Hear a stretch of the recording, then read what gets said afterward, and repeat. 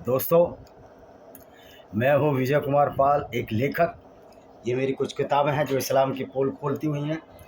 ये इंडिया की डेमोक्रेसी की पोल खोलती हुई कि इंडिया में कोई डेमोक्रेसी नहीं है, जिसका नाम है पैनोरमा ऑफ इंडियन डेमोक्रेसी।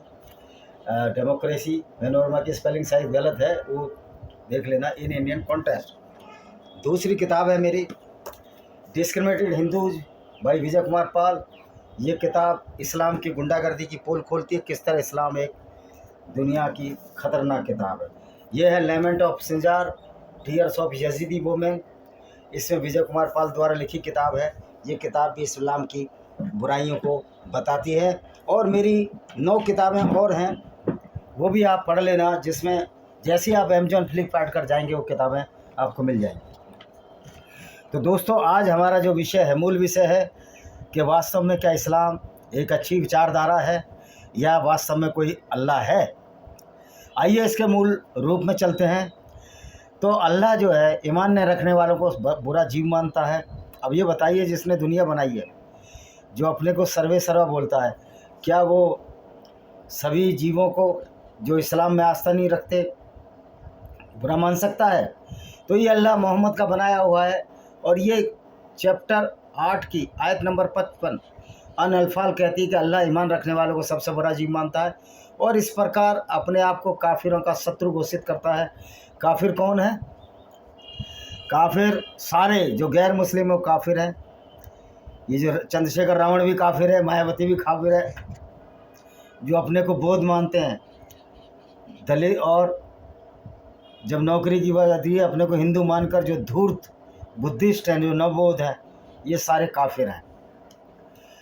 तो उनको शत्रु घोषित करता है। चैप्टर 2 की आयत नंबर 90 है, सूरा अल-बकरा। जो उसमें ईमान नहीं रखते उसके प्रति घृणा इतनी गहरी है, वे उनकी हत्या और स्थायी रूप से उनके नाश का आदेश देता है। इस सर्वाधिक विफराल योजना को पूरा करने के लिए, इन दुष्कर्मों के लिए जन्नत बकस्ता और दैहिक सुखों का सबसे दिलचस्प स्थान रखता है। इस प्रकार काम वासना की पूर्ति और हिंसा इस्लामिक मजहब के 2 स्तंभ हैं। और हिंसा भी किस लिए? धन के लिए। इस्लाम सिर्फ पैसे कमाने के लिए, औरतों की अपनी काम वासना पूर्ति करने के लिए और दूसरों को कत्ल करने के लिए, जो उनकी राह में रोड़ा बने। अगर उनको अपनी औरतें लूट जाने दोगे वो कुछ नहीं कहेंगे, लेकिन जब तुम उनकी राह में रोड़ा बनोगे, तलवार चलाओगे, तो फिर वो जिहाद करेंगे, वो गुंडागर्दी करेंगे, जो इस्लामिक गुंडागर्दी है। जिहाद असगर, जिसको ये छोटा जिहाद कहते हैं, वो इस्लामिक गुंडागर्दी है। तो ये ध्यान रखना चाहिए कि इस्लाम की मूलभूत धारणा है कि अल्लाह एक है और वह सर्जक यानी कि क्रिएटर, सर्वशक्तिमान और सर्वज्ञ है यानी कि ऑल नोइंग है। यदि वह सत्य होता तो अल्लाह ने सबको मुसलमान ही बनाया होता, किंतु ऐसा नहीं हुआ, क्योंकि मानव हिंदू, ईसाई, यहूदी, नास्तिक आदि के रूपों में, देखिए, जन्म तो नहीं लेते, जन्म तो इंसान के रूप में लेते हैं, ये बन जाते हैं बाद में। अतः यौन और हिंसा की घूस देकर उसका मतांतरण देवी मार्ग नहीं हो सकता। अल्लाह का देवी मार्ग नहीं हो सकता। अल्लाह तो कसाई है, क्रिमिनल है, अपराधी है। और भी खराब बात यह है, यदि कोई व्यक्ति केवल अल्लाह में विश्वास रखता है, वह भी मुस्लिम कहलाने के योग्य नहीं है। वह भी नरक की आग में झोंक जाने दिए योग्य है, केवल अल्लाह में। क्योंकि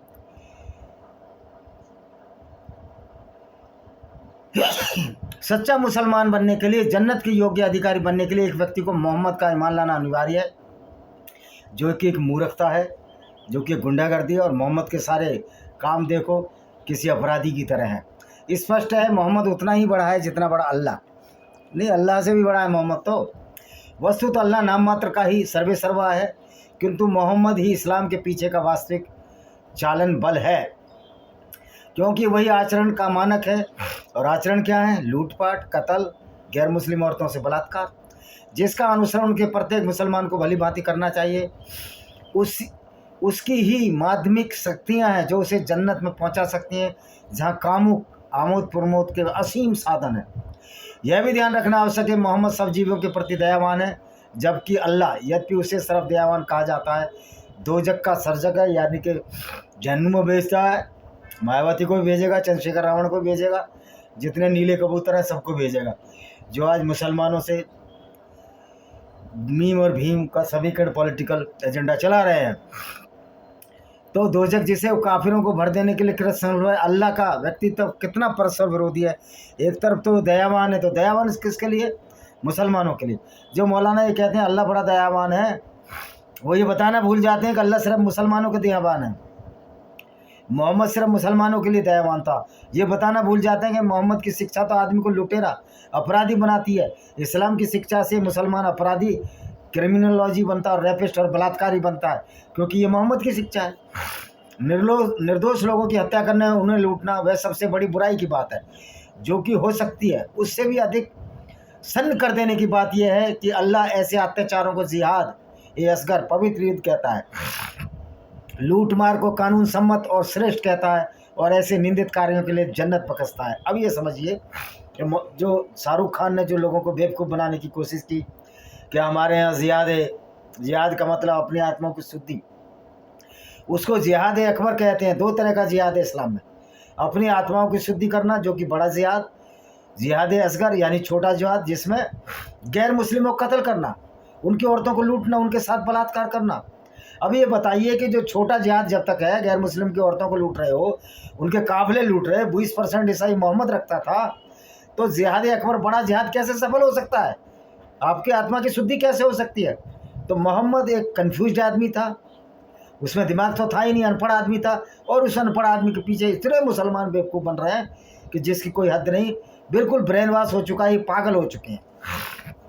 अब निर्दोष, अब ये बताइए जिहाद की योजना, हिंसा की पवित्र नियमावली, अब हिंसा की पवित्र नहीं अपवित्र नियमावली, उसका पुरस्कार अर्थात जन्नत, दुर्लभतम यौन सुखों के लिए सबसे अधिक विलासितापूर्ण स्थान का विश्लेषण करने से हमें पता चलता है कि काम वासना और हिंसा की अलग अलग अवधारणाएं नहीं है, अपितु ये सुविचारित इस्लामिक काम वासना संबंधी मनोविज्ञान के ही अभिन्न अंग है। यह इस्लामिक मनोविज्ञान नर की पूर्ति के लिए नारी के अधिकार और सम्मान की बलि देकर दुरुपयोग करता है, और इस्लाम में औरत की इज्जत इतनी है जितनी कि एक कमोडिटी की है, एक खिलौने की है, उसको खिलो और फेंक दो।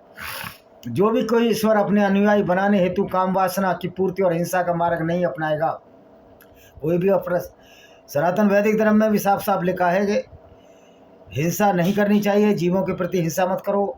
यजुर्वेद में लिखा घोड़ों को मत मारो, और ये बलि देते हैं ना मंदिरों में, ये भी राक्षस है। चाहे वो राजा बलि देते हों तो ये भी राक्षस हैं, ये अच्छे लोग नहीं हैं।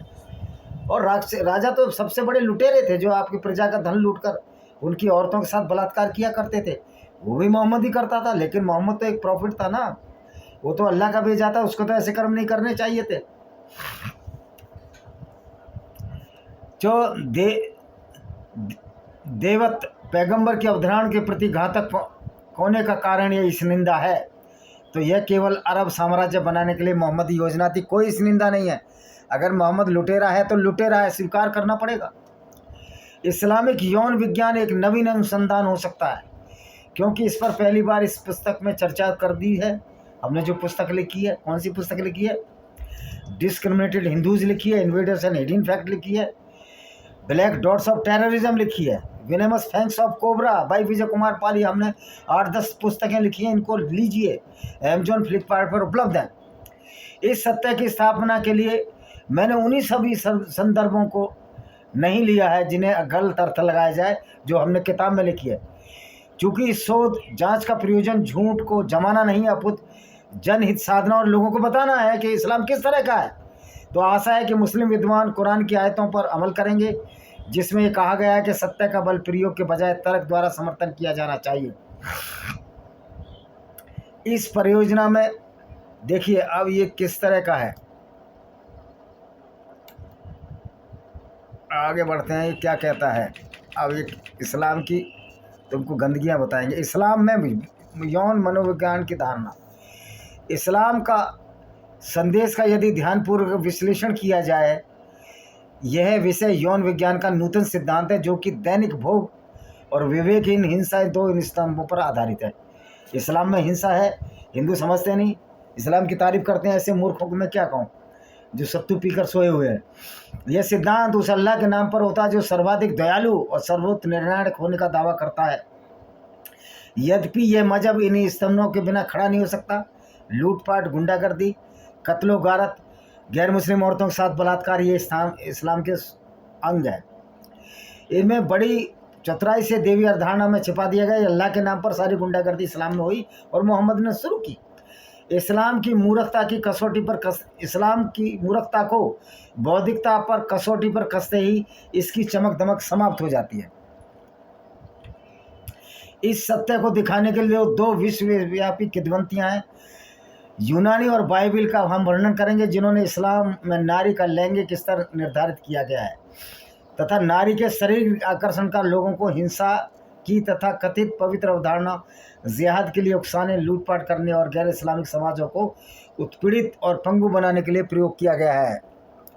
यूनानी परंपरा के अनुसार नारी पंडोरा की विशेष रूप से रचना देवताओं के राजा ज़्यूस ने उस नर को दंडित करने के लिए की थी जिसने प्रोमेथियस द्वारा चोरी की गई पवित्र अग्नि की भेंट को ले लिया था। उसने देवताओं के कलाकार, उसका नाम है हिफेस्टस, ये यूनानी, को आदेश दिया कि मिट्टी और पानी को मिलाकर एक ऐसी नारी की रचना करे जिसकी आवाज़ तो नर जैसी हो लेकिन सुंदरता और सौम्यता में वो अमर देवी जैसी हो। उसने एथीना को यह आदेश दिया कि उस नारी को अच्छे से अच्छा क्लिष्टतम कपड़ा चुनने को कहा कि कला का प्रशिक्षण किया जाए। सुनहरे एफेडाइट को आदेश दिया, ये सब पैगंबर थे इनके यूनानियों के, कि इस नारी के सिर को लावण्यता के साथ दुखद इच्छाओं और चिंताओं से ऐसा अलंकृत करे जो उसके अंगों को शिथिल कर दे। इसके साथ ही प्रभु के संदेशवाहक हरमीज को आदेश दिया, ये सब इस नारी को कुत्ते जैसी बुद्धि और धोखाधड़ी के आचरण से सज्जित करे। जूस के आदेशों का पालन करने, देवताओं ने उसे बोलने को बहका देने वाला ढंग दे दिया। जब उस नारी की रचना पूरी हुई तो उसका नाम पंडोरा रखा, क्योंकि प्रत्येक देवता ने उसे एक ऐसा उपहार दिया जो नर के लिए अनिष्टता का स्रोत है। जूस के इस आकर्षण उपहार को उस एपिन्यूमस नामक पुरुष को उपहार दे दिया, जिसके भाई प्रोमेथियस ने उसे चेतावनी दे रखी थी कि वह देवताओं से कोई उपहार न ले, परंतु पंडोरा जो एक नारी की सुंदरता के आगे एपिमेथियस उसको ले लेने के प्रलोभन से रोकना पड़ा। इसलिए देवी योजना किस प्रकार फलीभूत हुई। यदि पंडोरा ने एफेथियस की बात मान ली होती, जब पंडोरा ने उस संदूक को देखा, एक रहस्यमय संदूक था, तो उसकी जिज्ञासा असीमित हो गई और उसने संदूक को खोल दिया, जिसमें 10,000 बुराइयां एकदम निकल पड़ी और मानव जाति को सताने लगी। समयानुसार संदूक का ढक्कन बंद होने से केवल आशा ही रहेगी और संदूक से बाहर न निकल सकी। यदि पंडोरा ने एपिमेथियस की बात मान ली होती तो इस संसार में बुराइयों का नाम न होता। इस प्रकार कहानी से सिद्ध होता है कि नर निर्दोष है तथा नारी दोषी है। नारी के आकर्षण का वह परिणाम था कि एमिथियस उपहार ग्रहण करने के लिए गुमराह हो गया और उसके भाई उसे पहले ही कठोरतापूर्वक सचेत किया कि वह ऐसा न करे। ये सब मूर्खों वाली कहानी है, साइंस इसको विश्वास नहीं रखता, इसलिए मैं बाइबिल की कहानी भी आपको बताऊंगा नहीं, मैं सिर्फ इस्लाम के बारे में बात करूंगा। तो हम इस्लाम का पहला अध्याय आपको बताते हैं कि किस तरह से हमने इस किताब को संरचित किया है, जिस किताब का नाम है panorama of democracy in Indian context. इसमें भी लिखा है हमने, यार आप बताएं। इतिहास साक्षी है कि मोहम्मद में जितनी प्रभुत्व यानी पावर की ललक थी उतनी किसी और व्यक्ति में नहीं थी। यदि हम संपूर्ण मानव समाज को एक पिरामिड के रूप में देखें तो चोटी पर अरबी पैगंबर को ही पाएंगे। अगर क्रिमिनलों का एक समूह घोषित किया जाए, क्रिमिनलों का पिरामिड बनाया जाए, तो सबसे ऊपर ये मोहम्मद पाएगा, जो क्रिमिनल था, लुटेरा था, बलात्कारी था, औरतों का सील अपहरण करने वाला था, और उस विचारधारा को मानने वाले जो मुसलमान हैं वो भी सर्टिफाइड आतंकवादी और गुंडे हैं, अगर इस्लाम के हिसाब से चलते हैं। यदि हम संपूर्ण मानव समाज को एक पिरामिड के रूप में देखें तो अपराधी के रूप में पैगंबर को ही पाएंगे। तो जो मुसलमान कहते हैं कि मोहम्मद सर्वाधिक 100 लोगों की उसमें सृष्टि में ऊंचा है, तो भाई मैं उनको बताना चाहता हूं कि वो खलनायकी में ऊंचा है। नेगेटिव में उसको निगेट कर सकते हैं हम, उसका वो नेगेटिव एक वो है, करैक्टर है, और सच में अगर वो इंसान है तो बड़ा ही नीच प्रवृत्ति का आदमी है।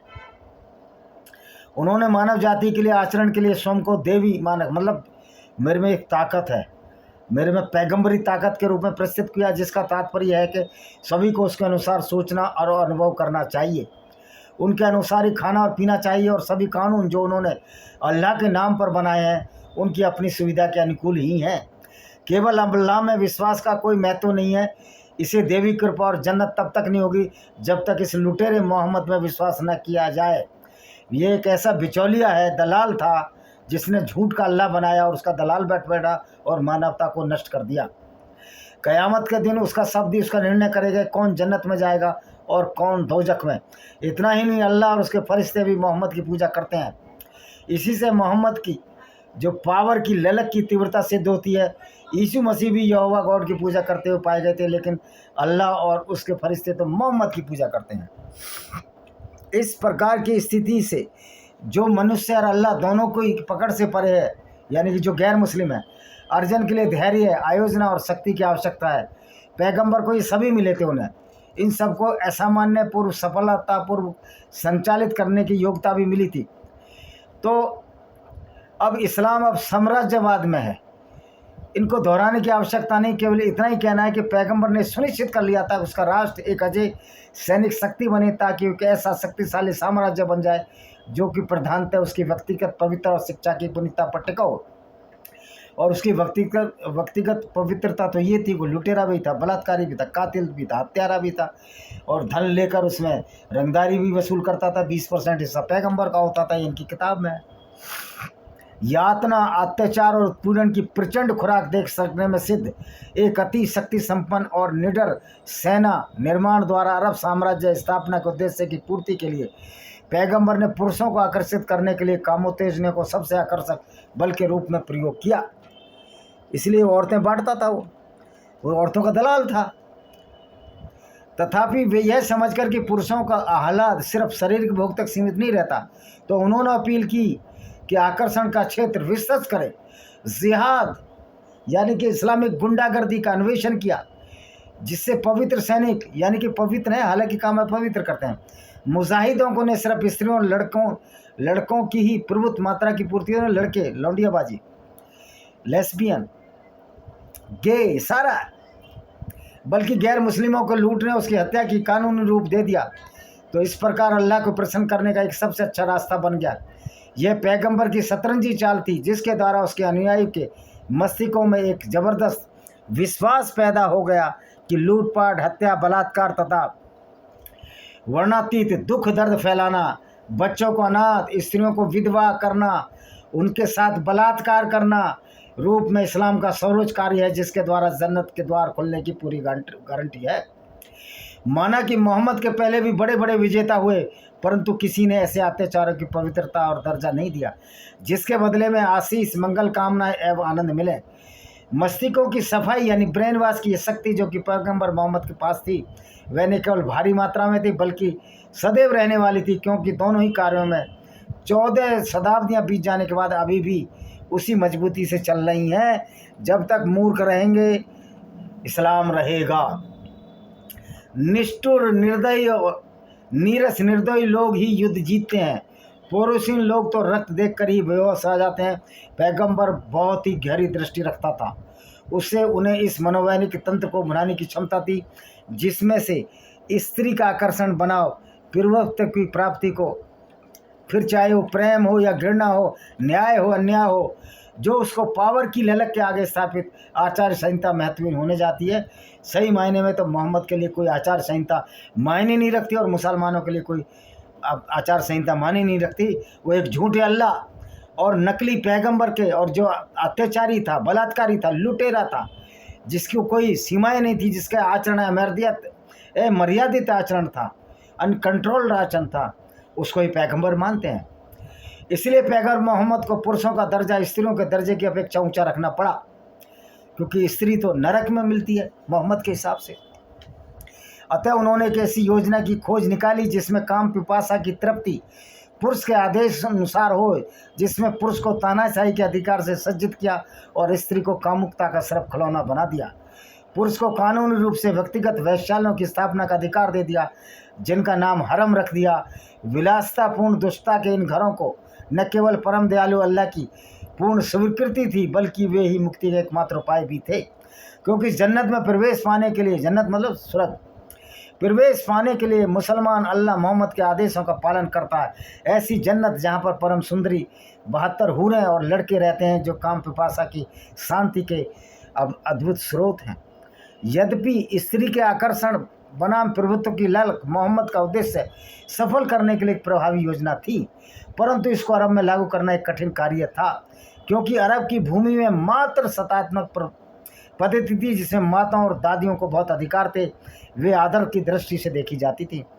इस्लाम की यह नीति रही, उसने जहाँ कहीं प्रभुत्व पाया है वहाँ इस्लाम की संस्कृति को पूरी तरह से नष्ट कर दिया। अरब इसका अपवाद नहीं है। यदि कोई इतिहास का अवलोकन कर ले तो उसे पता चलेगा कि इस्लाम के उद्भव से पहले अनेक रानियाँ थीं। यह संभव नहीं हो सकता कि वहाँ पर स्त्रियों को मूलभूत अधिकार न मिले हो। जो मूर्ख मौलाना कहते हैं कि अरब में लड़कियों को गाड़ देते, उनको 100 जूते चप्पल पड़ने चाहिए ऐसे लोगों को। हम जानते हैं कि दिगल्ले पिलेसर जो कि 745 से 727 ईसा पूर्व, जिसने असीरियन साम्राज्य की या सीरिया के साम्राज्य की स्थापना की, सीरिया और उसके निकटवर्ती क्षेत्रों में कई सैन्य आक्रमण किए। अपने शासन के तीसरे वर्ष में वह अरब की रानी जबीबी से खिराज वसूलने में सफल रहा था। अरब की एक और रानी शमसिया थी जिसे उसने अपने शासनकाल के 9वें साल में जीत लिया था। पामीर यानी जो तिब्बत का पटके राजा की, जिसका नाम भारतीय शब्द उदयनाथ था, जिन्होंने फारसी सपूर को अपनी राजधानी सेटाफोन अल मदीन की सीमाओं तक खदेड़ा था। पत्नी जिनोबिया बहुत सुंदर, साहसी और महत्वाकांक्षी थी। उसने अपने आप को अपने पुत्र वहाब उल्ला का प्रतिशासक घोषित कर अपने राज्य का योग्यतापूर्ण शासन किया तथा पामीर में पुनर्विजय के बाद रोमनों ने कई आक्रमणों से विफल कर अपने आप को पूर्ण रानी घोषित किया। अरब की रानियों में सबसे अधिक प्रसिद्ध सुनामिता कन्या थी, जिसकी सुंदरता के बुद्धिमान सुलेमान को भी मोहित कर दिया था। सुलेमान को मुसलमान उस समय ईश्वर का पैगंबर समझते थे। एक्चुअल में सोलोमन था जो यहूदियों का वो था पैगंबर। ऐसा विश्वास किया जाता है कि अरब के केदार कबीले से थी। उसे शारीरिक सौंदर्य को सोलोमन ने, एक रसिक कवि भी था, सुरक्षित रखा। अरब की सुंदरी बिल्किस को इतिहास में शिवा की रानी के नाम से जाना जाता। सुलेमान की बुद्धिमत्ता से सुनकर उस पर मोहित हो गई और ढेरों पार लेकर उससे मिलने के लिए यरूशलेम भी गई। तो सोलोमन ही था ना, वो यहूदी था। भेंट वस्तु करता मादकतापूर्ण रही। बदले में बुद्धिमान सुलेमान ने भी शाही उपहारों के अतिरिक्त शिवा की रानी को जो कुछ उसने चाहा उसको दिया। राजा सुलेमान ने उसको अपनी राजसी उदारता से बहुत कुछ दिया, तब वह अपने सेवकों समेत अपने देश को लौटाई। तो इस्लाम इस तरह का था और ये कहानी ओल्ड टेस्टामेंट बाइबल में मिलती है। अरब की स्त्रियां अपने पुरुषों को पर्दे में रखने वाली बंदनी नहीं थी। वह परिस्थिति इस्लाम के स्त्रीत्व के प्रति छल करके पैदा की। पैगंबर मोहम्मद, मैं तो इसको पैगंबर मानता ही नहीं, खुद खदीजा के विश्वास पात्र थे जिसके बाद में उन्होंने विवाह किया। यह उल्लेखनीय है कि शक्तिशालिनी खदीजा, जो कि स्वयं अधिकार संपन्न काफिलों की व्यापारी थी, जीवन काल में अल्लाह ने मुस्लिम औरतों के पर्दानशीन होने का कोई आदेश नहीं दिया था मोहम्मद के जीवन काल में। इतना ही नहीं, मोहम्मद ने खदीजा बिन ख्वालिद, जो उसकी ईसाई पत्नी थी, जो बाद में मुसलमान बनी, जीवित रहने तक तथा बहुविवाद पत्नी विवाद को नहीं अपनाया। शादी कर ही नहीं सकता था, डरता था उससे। यद्यपि खदीजा उनसे आयु में 15 वर्ष बड़ी थी और मोहम्मद की पत्नी बनने से पहले 2 बार विवाह कर चुकी थी। यह भी उल्लेखनीय है कि मोहम्मद के उदय से पहले, आने से पहले अरब में बहुपति प्रथा प्रचलित थी, यानी कि एक औरत के कितने ही आदमी होते थे। इस प्रथा में एक स्त्री एक ही समय में कानूनी रूप से एक से अधिक पति रख सकती थी और घरेलू मामलों पर स्त्रियों का पूर्ण आधिपत्य था। तो आप ये देखिए कि किस तरह इनको अधिकार था।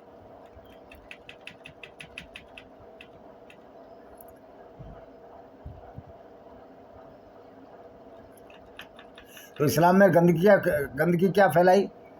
जो इस्लाम में गंदगी इतनी फैलाई कि निकट खड़ी हुई मादाएं विजय नर से इतना डर जाती हैं, पशुओं की बात है, वे अपने आप को विजय नर की काम प्रभासना के लिए स्वयं इच्छापूर्ण संपर्क कर देती हैं। इस स्थिति में मादा को कोई अधिकार नहीं होता, उसका इच्छुक सहयोगी होना आवश्यक न है, उसको नर की इच्छानुसार सदैव सुलभ रहना चाहिए। इसी को पावर द्वारा काम वासना की पूर्ति कहना चाहिए। उससे उस स्त्री की सुलभ आकर्षण की रक्षात्मक भूमिका समाप्त हो जाती है, जिसने स्त्री को उसकी शालीनता, बड़प्पन और भव्यता मिलती है। लैंगिक दृष्टि से पुरुष के लिए एक आदर्श स्थिति है, क्योंकि इससे आज्ञा मात्र से शारीरिक सुख सुलभ हो जाता है। तो आप देख सकते हो, ये जो स्थिति है जो कुत्ते पशुओं में होती है, वो स्थिति मोहम्मद ने पैदा कर दी इस्लाम में। उपरोक्त स्थिति मात्र सत्तात्मक व्यवस्था के बिल्कुल विपरीत है, जिसमें नारी की गरिमा और सुंदरता का सहज आदर निहित है। सत्य यह है कि सामाजिक व्यवस्था में स्त्री का वही महत्व है जो मधुमक्खी के लिए पुष्प का, पतंगे के लिए दीप शिखा का, या जिससे पतंगा जल जाता है, या सूखी भूमि के लिए वर्षा का था। इस प्रकार ये पावर की ललक कीमत कम कर देता है जो सामान्यतः पुरुष के लिए चालन बल है। वास्तव में पुरुष प्रभुत्व की ललक का सहभागी है, जो जंगली पशुओं को पालतू बना देने, तूफानों को काबू कर लेने और साम्राज्य निर्माण के लिए प्रेरित करता है। लोग जिनकी आक्रामकता की भावना काम वासना की पूर्ति के आगे हीन पड़ जाती है, वे सिर्फ काम के पूजक बन जाते हैं, वे स्त्रैण हो जाते हैं, और ऐसी परिस्थिति में जब उच्च साहस, मजबूती और प्रभुत्व की कठोर परीक्षा होती है, अपने आप को अक्षम महसूस करते हैं। तो आपने देखा कि पैगंबर मोहम्मद को इस तथ्य का ज्ञान था।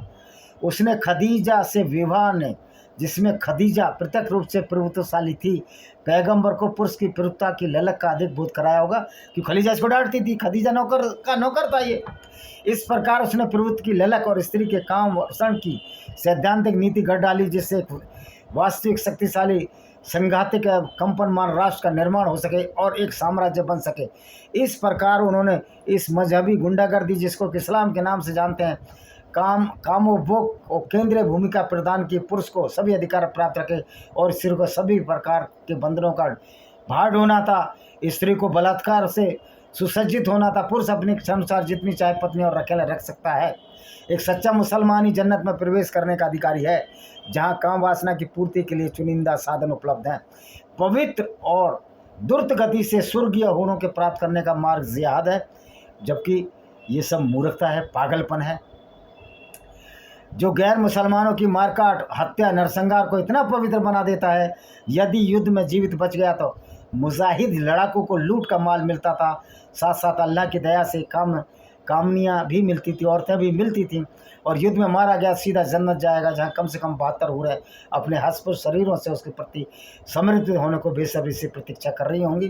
तो दोस्तों, ये था आज का चैप्टर, और किस तरह मोहम्मद लोगों को बेवकूफ़ बनाता था।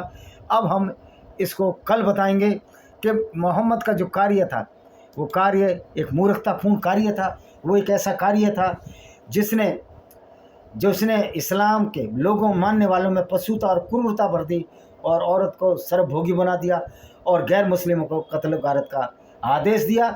तो ये अल्लाह का उपदेश नहीं है, ये एक ऐसे पैगंबर का उपदेश है जो सर्टिफाइड आतंकवादी क्रिमिनोलॉजी का मास्टरमाइंड था, जिसे आज मोहम्मद के नाम से जानते हैं। इसी के साथ हम इस वीडियो को विराम देते हैं। वंदे मातरम, जय हिंद, जय हिंद। आपका दिन शुभ हो।